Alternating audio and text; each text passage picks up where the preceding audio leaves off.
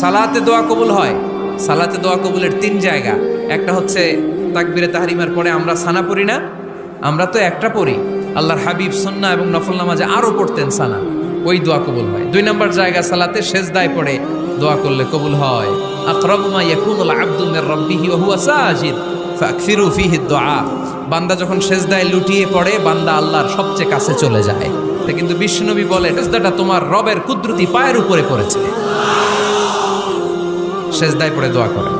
সালাম ফিরানোর আগে বিশ্বনবী দোয়া করতেন, লা ইউসাল্লিমান্না আহাদুকুম হাত্তা ইয়াতাআওয়াযা মিন আরবা'a। আল্লাহর হাবিব বললেন 4 জিনিস থেকে পানাহ না আছে আমার কোন উম্মত যেন সালাম না ফিরায়। তারা যেন পড়ে আল্লাহুম্মা ইন্নী আউযু বিকা মিন আযাবিল কবর, আউযু বিকা মিন আযাবি জাহান্নাম, আউযু বিকা মিন ফিতনাতিল মাহইয়া ওয়াল মামাত, আউযু বিকা মিন ফিতনাতিল মাসিহিদ দাজ্জাল। আল্লাহ কবরের আযাব থেকে বাঁচাও, আল্লাহ জাহান্নামের আগুন থেকে বাঁচাও, আল্লাহ জীবন মরণ